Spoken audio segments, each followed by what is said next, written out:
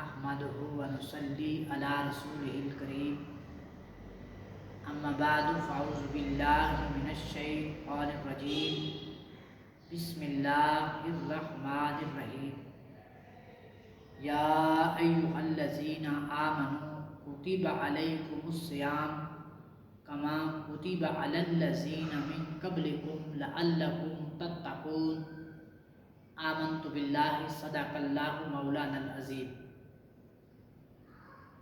مقتدر محتشم حاضرین و سامعین کرام، قرآن کریم فرقان حمید کی اس آیت مبارکہ میں اللہ تبارک و تعالی نے اہل اسلام کو 4 باتوں کا حکم دیا ہے۔ پہلی بات صاحب ایمان کا ذکر، دوسری بات پہلی امتوں کے روزے کا حکم ہے، تیسری بات پہلی امتوں کا حکم ہے، اور چوتھی بات تقوی کا حکم ہے۔ حکم ہوتا ہے یا ایھا الذین آمنوا، ایمان والو، کتب علیکم الصیام، روزے تم پر فرض کیے گئے ہیں، کما کتب علی الذین من قبلکم، جس طرح کہ تم سے پہلے لوگوں پر فرض کیے گئے تھے۔ کیوں فرض کیے گئے تھے؟ لعلکم تتقون، تاکہ تم متقی بن جاؤ۔ اگر کسی نے ڈاکٹر بننا ہو تو اسے MBBS کرنا پڑے گا، پروفیسر بننا ہو تو MA کرنا پڑے گا، وکیل بننا ہو تو LLB کرنا پڑے گا۔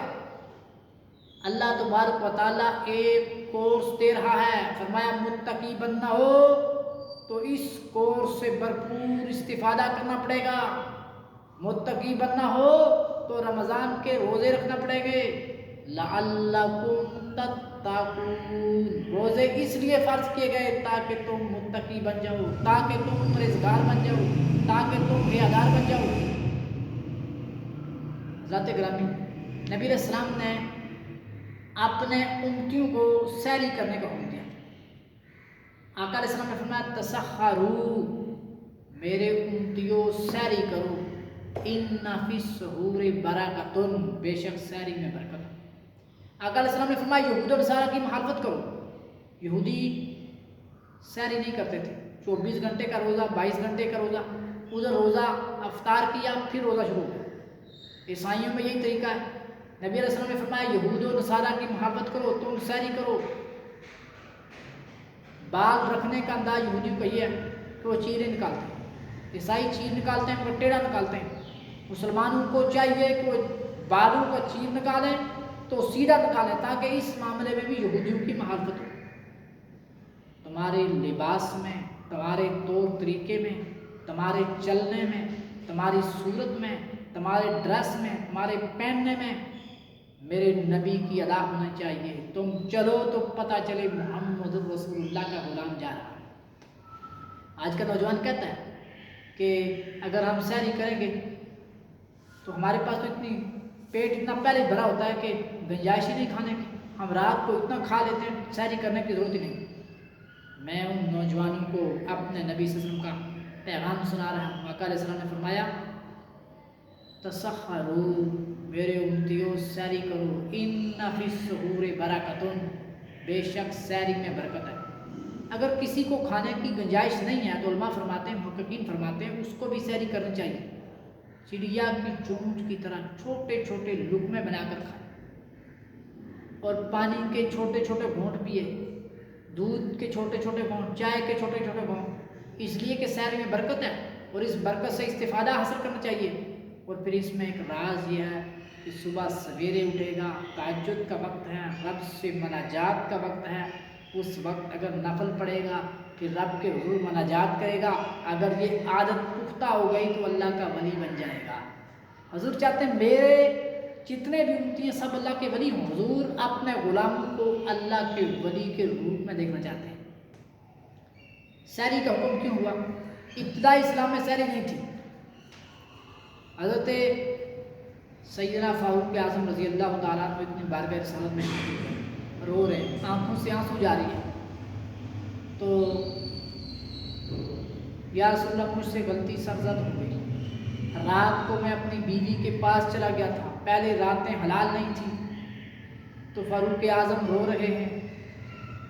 قرآن کریم فرقان حمید کا حکم یہ ہے وَلَوْ أَنَّهُمْ إِذْ ظَلَمُوا أَنفُسَهُمْ جَاءُوا، اگر تم اپنی جانوں پر ظلم کر بیٹھو تو میرے معبود کی بارگاہ میں آ جاؤ۔ فاروق اعظم سے گناہ سرزد ہو گیا، جان پر ظلم کر بیٹھے تو رب کی بارگاہ میں جانے کے بجائے مصطفیٰ کی بارگاہ میں آئے، قرآن کے حکم کی تعمیل کر رہے ہیں اور آنکھوں سے آنسو جاری ہیں۔ رب کی بارگاہ میں جاتے حکم اور تھا، رب جبار بھی ہے، رب قہار بھی ہے، لیکن میرے مصطفیٰ صلی اللہ علیہ وسلم کریم ہی کریم ہے، رحمت ہی رحمت ہے۔ اللہ نے آپ کو کامل رحمت بنا کر بھیجا، حضور کی بارگاہ میں آئے، ادھر اللہ کا حکم نازل ہو گیا۔ قرآن کریم فرقان حمید اللہ فرماتا ہے أُحِلَّ لَكُمْ لَيْلَةَ الصِّيَامِ الرَّفْثُ إِلَىٰ نِسَائِكُمْ، اے میرے محبوب اپنے غلاموں کو فرما دو، ایک عمر فاروق کی غلطی کو میں نے تم سب کے لیے رحمت بنا دیا گیا ہے، تمہارے لیے میں نے راتوں کو حلال کر دیا ہے۔ تو ایک فاروق اعظم رضی اللہ تعالیٰ عنہ کی غلطی ہوئی تھی، نبی علیہ السلام کی بارگاہ میں آئے تو ساری امت کے لیے وہ غلطی رحمت بن گئی اور پوری امت کے لیے راتیں حلال ہو گئی۔ اللہ تبارک تعالیٰ نے اس امت کو سحری عطا فرما دی۔ اسی طرح ایک اور واقعہ ہے اور یہ بھی حدیث ہے کہ نبی علیہ السلام کی بارگاہ میں ایک شخص آیا، اس نے عرض کی یا رسول اللہ میں نے جان بوجھ کر روزہ توڑ دیا۔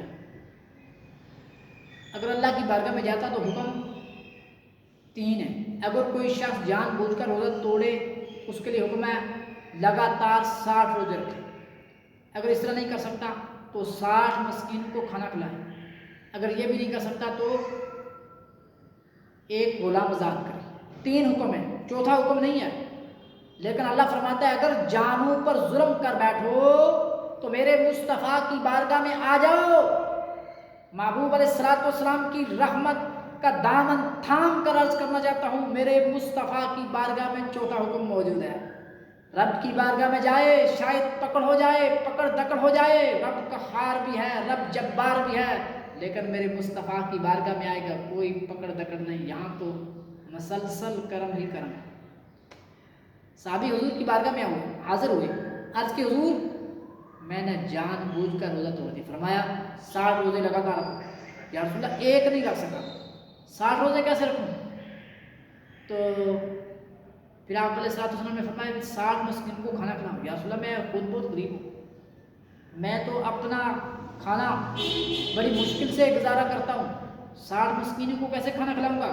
فرمایا پھر غلام آزاد۔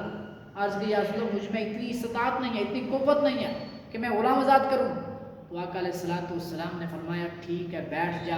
غلام حضور کی بارگاہ میں بیٹھ گیا، تھوڑی دیر گزری تھی، ایک بڑھیا حضور کی بارگاہ میں آئی، کھجوروں کا ٹوکرا لے کر بڑھیا حضور کی بارگاہ میں حاضر ہوئی۔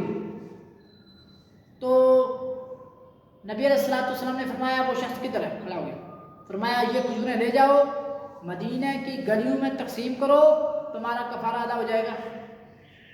تو وہ شخص پھر کھڑا ہو گیا، حضور سے کچھ مانگنا چاہتا ہے، حضور سے مانگنے کا ڈنگ آنا چاہیے میرے دوستو، حضور سے مانگنے کے لیے وہ غلام کھڑا ہو گیا۔ تو نبی علیہ السلام نے فرمایا بتا اب کیا چاہتا ہے؟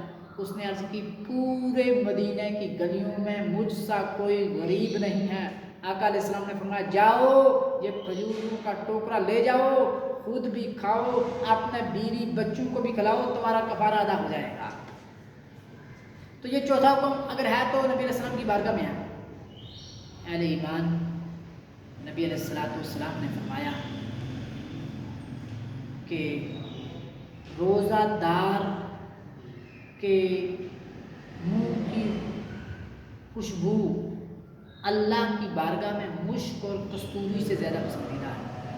وقت گزرتا جا رہا ہے، منہ سے ہوا نکل رہی ہے، ڈاکٹر کہتا ہے بدبو ہے، لیکن میرے مصطفیٰ فرماتے ہیں بدبو نہیں، جنت کی خوشبو ہے۔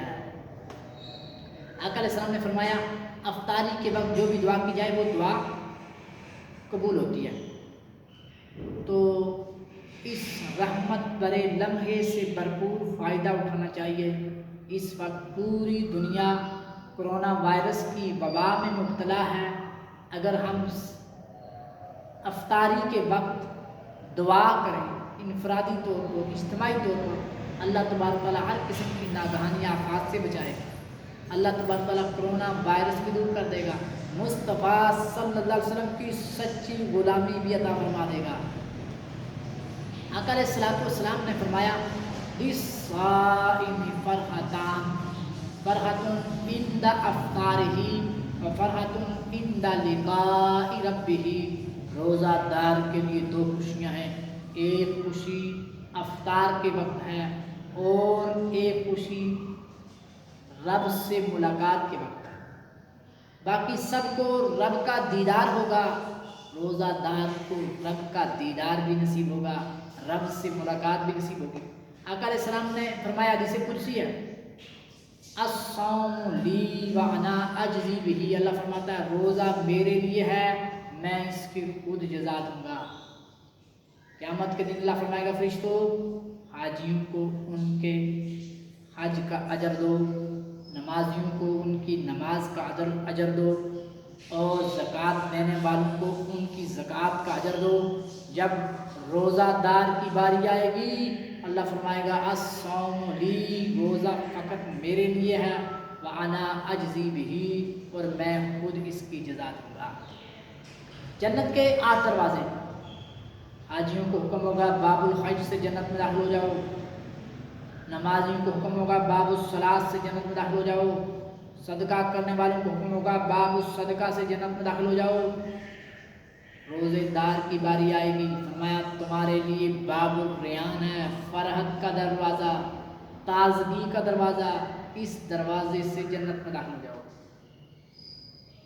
باقی جنت میں جانے لگیں گے، روزہ دار جنتوں کے دروازے پر پہنچیں گے، اللہ فرمائے گا رک جاؤ، تم نے میرے لیے بھوک برداشت کی، میرے لیے پیاس برداشت کی، کھانا موجود تھا کھایا نہیں، تمہارے لیے ایک بہت بڑی دعوت کا اہتمام کیا گیا ہے، اس دعوت میں شامل ہو اور پھر جنت میں داخل ہو جاؤ۔ اور یہ بہت بڑی دعوت، جس دعوت کا میزبان رب العالمین خود ہوگا، اور اس دعوت کے ساقی کوثر جناب محمد الرسول اللہ صلی اللہ علیہ وسلم ہوں گے، سارے انبیاء اس دعوت میں شامل ہوں گے، ابو بکر بھی دعوت میں شامل، عمر، عثمان، علی، حیدر کرار، سارے صحابہ، سارے اہل بیت اطہار اور تابعین، تبع تابعین، غوث، کتب، ابدال، انبیاء اکرام، اولیاء اکرام، سارے اس دعوت میں شامل ہو گئے، اور مصطفیٰ کی غلامی کے صدقے ہم جیسے گناہگاروں کو بھی اس دعوت میں شامل ہونے کا موقع ملے گا۔ اللہ فرمائے گا یہ دعوت روزہ دارو تمہارے لیے ہے، تم نے میرے لیے بھوک برداشت کی، تم نے میرے لیے پیاس برداشت کی، ہم نے تمہارے لیے اتنی بڑی دعوت کا اہتمام کر رکھا ہے۔ تو ذات گرامی اس قدر نعمتیں، ہمیں اس سے بھرپور استفادہ حاصل کرنا چاہیے۔ روزے کی حالت میں غیبت کرنا، جھوٹ بولنا یہ بہت بڑا گناہ ہے۔ نبی علیہ السلام نے فرمایا اگر روزے کی حالت میں کوئی جھوٹ بولے یا غیبت کرے تو اسے بھوکا رہنے، پیاسا رہنے کا کوئی فائدہ نہیں، اس لیے روزے کی حالت میں ان باتوں سے بھی بچنا چاہیے۔ روزے کی حالت میں کسی کو گالی نہ دو۔ آقا علیہ السلام نے فرمایا اگر کوئی تمہیں گالی دے تو اس کو اتنا ہی جواب دے دو کہ میں روزے سے ہوں۔ تو اس پر بھی یہ نقطہ یاد رکھیں کہ اس کا مطلب یہ نہیں ہے کہ باقی حالتوں میں جتنی مرضی گالیاں دو، گالیوں کی بوچھاڑ کر دو، بلکہ ایک پریکٹس کو